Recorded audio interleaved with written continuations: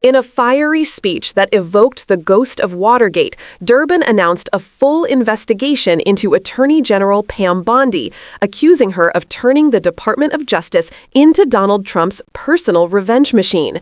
He compared Trump's so-called enemies list to Richard Nixon's, only worse, calling this a code red for democracy. Tonight, we're breaking down Durbin's warning, the chilling echoes of history, and what this means for the rule of law in America. Because if Durbin's right, this isn't just about politics. It's about whether our democracy survives the next chapter. Another issue I want to raise relates to the administration, and you have to go back in history to appreciate it. Richard Nixon. Students of history, of course, know that name. Former Vice President of the United States, former Senator. He was a senator and a congressman, vice president under President Eisenhower, and then president of the United States. He went through a period we know as Watergate. It was controversial. Some people broke into the Democratic National Headquarters. They were caught. They were prosecuted. When it was all over, we had the Watergate investigation, and ultimately President Nixon resigned. But before he resigned, he instructed his staff to give him background information on his enemies list, the people that he considered to be his political enemies. And the word was out that they were going to be treated harshly by his administration, whether it's Department of Justice or the Internal Revenue Service. Well, we went through that chapter, he resigned, and then Congress came together, Democrats and Republicans, and said, we can never let this happen again. We can't let a president put his finger on somebody and say, that's a political enemy. Go prosecute them. Try to find them guilty of a crime. Make sure they pay a fine. Give them bad publicity.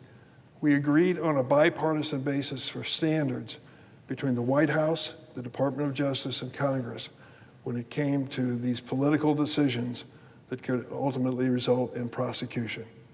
Well, under President Trump, we're back into the Nixon conversation about enemies list, except President Trump's enemies list is longer than anything Richard Nixon ever dreamed of.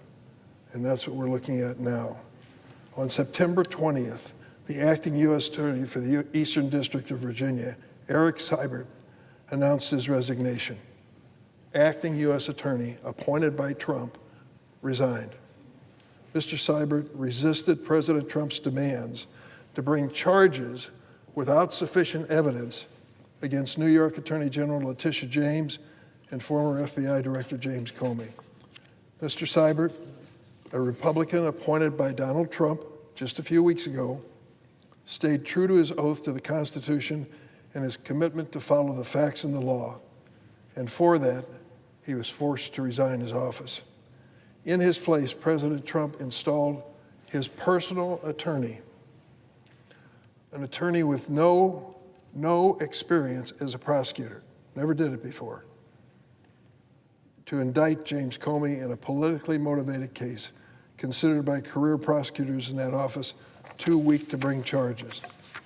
This indictment represents the latest step in President Trump's long crusade to weaponize the federal government against his perceived political enemies, a return to the days of Richard Nixon. We remember when the president was initially impeached in the first of his historic 2 impeachments, after he attempted to pressure a foreign ally to dig up dirt against Joe Biden and his family. And we remember when President Trump turned a mob of insurrectionists loose on our Capitol, where they violently attempted to prevent the peaceful transfer of power leading to his second impeachment. I will never forget that day as long as I live, January 6th. It has been my honor to serve in this chamber 29 years. I've seen a lot. I'm honored to represent a great state like Illinois, but I will never forget that moment when we were sitting here counting the Electoral College votes as to what the American people had decided on the next president. Vice President Pence was presiding. We were seated in our chairs. I noticed something unusual. Those 2 doors opened, and 4 or 5 people walked in up to the vice president and literally yanked him out of his chair and took him out the door. We knew there was a political demonstration outside, but all of a sudden it turned bad and scary and dangerous. The Capitol Police came in and announced to us seated in this chamber, stay in your desks. We're going to make this a safe chamber in the Capitol. Don't worry about those people demonstrating outside. They're not going to get close to the chamber. Just stay where you are. We looked at one another and thought, what's next? Well, what was next was 10 minutes later, the same policeman came in and said, leave immediately. Don't take anything with you, just get out of the chamber. It's too dangerous for you to stay here. And we all, Democrats and Republicans, filed out those doors. You know what happened next. The insurrectionists took over this building. It was one of the most embarrassing moments in the history of the United States Capitol building. Imagine, if you will, for a moment, if you heard the news that the House of Commons in Parliament had its door broken down and people raided the chamber.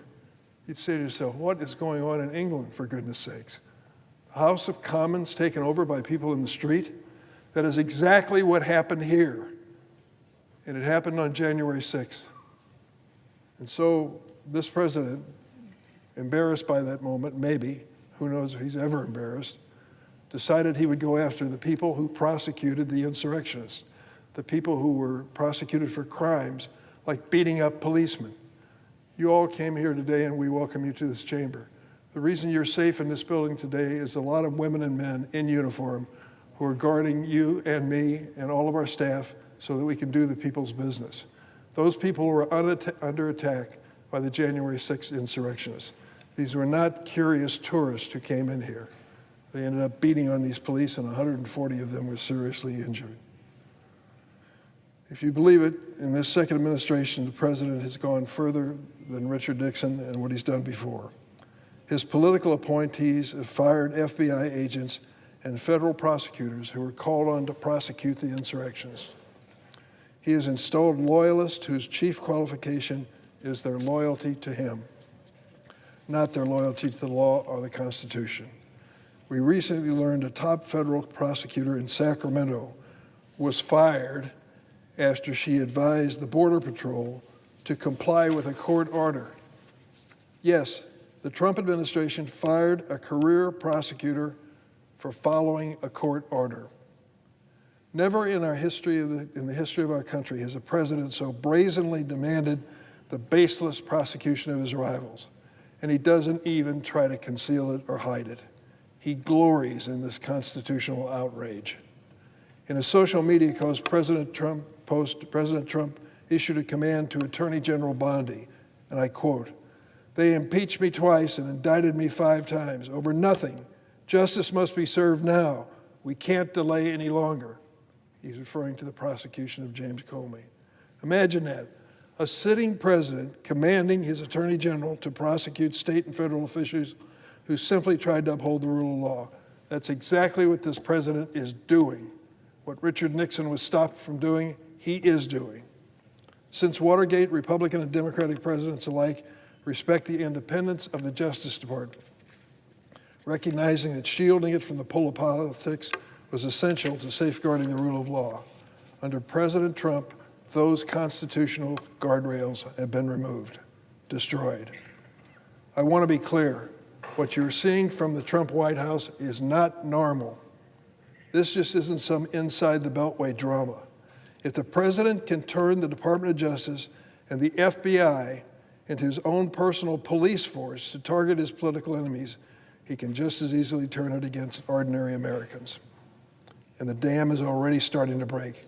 The president sent active duty forces into Los Angeles earlier this year to put down protest of his administration's cruel immigration raids. He threatened to make war on the city of Chicago, which I'm honored to represent, by sending forces into that city as well as Memphis, Tennessee, and has now ordered the military to Portland with authorization to use, quote, full force in Portland, Oregon. The governor of Oregon, the mayor of Portland said what the president said about being at war and unlivable is just plain wrong, and yet he does it. It's a slippery slope into authoritarianism. Once DOJ and our military have been politicized, there are few guardrails left. So while today it's Letitia James and James Comey who are the targets, tomorrow it could be our fellow citizens who dare to even criticize the policies of the Trump regime. That is the risk we face and the danger that lies ahead in this perilous moment. That's why I've opened an investigation calling for answers from Attorney General Bondi, including making available several Trump-installed loyalists for questioning.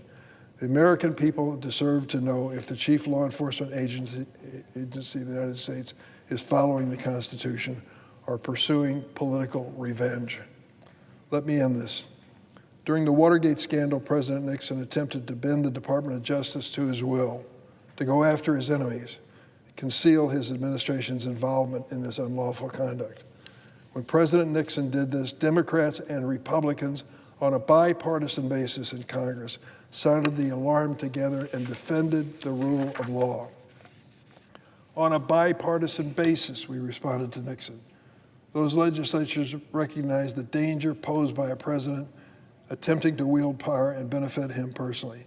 They knew it was unconstitutional, and they stood firm on a bipartisan basis in Congress. Where is that same courage today? It's time for the Republicans to join Democrats and step up and say, enough is enough. This is not about political parties. It's about protecting our democracy from a would-be dictator intent on setting it all ablaze to achieve his personal aims. This is a code red alarm for the rule of law. And unless we come together to stop the president's abuses, I fear this administration will continue to corrode our American democracy. My question is this: is there one Republican senator in this chamber who gives a damn? I yield the floor. Let's take a moment to appreciate what just happened on the Senate floor. Because Senator Dick Durbin didn't just make a speech, he fired a warning shot at the heart of American democracy. In powerful, deliberate language, Durbin laid out a case that sounds like something straight out of a political thriller, except it's real. He accused President Trump and his hand-picked Attorney General, Pam Bondi, of resurrecting one of the darkest chapters in U.S. political history, the enemies list strategy once used by Richard Nixon. Now, for those who need a quick history refresher, Nixon infamously directed his staff to target his political enemies using federal power, from the IRS to the Department of Justice. It was one of the reasons Watergate became more than a break-in scandal. It was about abuse of power, about a president trying to weaponize the machinery of government for personal revenge. Durbin's point? We've seen this movie before, and the sequel looks worse. He laid out how the acting U.S. attorney in Virginia, a Trump appointee named Eric Seibert, resigned after refusing Trump's demand to prosecute New York Attorney General Letitia James and former FBI Director James Comey without evidence. Instead of rewarding integrity, Trump replaced him with a loyalist lawyer who had zero prosecutorial experience, whose only qualification was loyalty to Trump. This isn't partisan spin. It's a constitutional crisis in the making. Durbin said it plainly. What Nixon was stopped from doing, Trump is doing openly. He reminded the chamber that after Watergate, Congress put guardrails in place to prevent exactly this kind of abuse, to ensure the Department of Justice was independent, insulated from the political whims of any one president. But under Trump, those guardrails have been torn out of the ground. Durbin didn't stop at the DOJ. He tied this moment directly to the violence of January 6th, the day democracy itself was under siege. He recounted the chaos inside the Senate chamber, the fear, the evacuation, the Capitol Police standing between lawmakers and an armed mob. That day, he said, will never leave his mind. And now, the same man who unleashed that mob is trying to punish the people who prosecuted it. He called it what it is, authoritarianism creeping through the cracks of democracy. When the president uses the Department of Justice as a weapon against his opponents, there are no limits to who can be targeted next: journalists, activists, even ordinary citizens who speak up. Durbin ended with a plea, not just to Democrats, but to Republicans. He asked, is there one Republican senator in this chamber who gives a damn? It was raw, emotional, and piercing. Because this isn't about party anymore. It's about whether anyone in power will defend the rule of law before it's too late.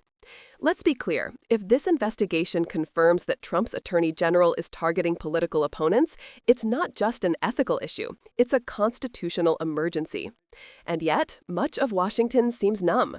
The outrage fatigue is real, but Durbin's speech was a wake-up call. He's saying, don't normalize this, don't shrug and move on. Because once political revenge becomes official policy, democracy is already on life support. And here's what's haunting about Durbin's warning. He's not speculating. He's reading from a pattern we've all seen, from the firing of career prosecutors, to pressure on the military to deploy against protesters, to Trump's open calls for justice against his critics. History's lesson is clear. Democracies don't collapse in a single moment. They erode, institution by institution, as people convince themselves it's not their fight. That's why Durbin's words matter, because he's reminding the nation that silence is complicity. So as this investigation unfolds, the real question isn't whether Pam Bondi will cooperate. It's whether Congress, Republicans included, will have the courage to stand up for the rule of law before it's too late. Because if Trump can command prosecutions with a tweet, if loyalty replaces law, and if power becomes the only principle left, then the American experiment we love so much might not survive another round. Stay tuned, stay awake, and stay involved. And if you care about democracy as much as we do, hit that subscribe button, like the video, and drop your thoughts below. Let's keep this conversation going, because the fight for truth and accountability isn't over yet.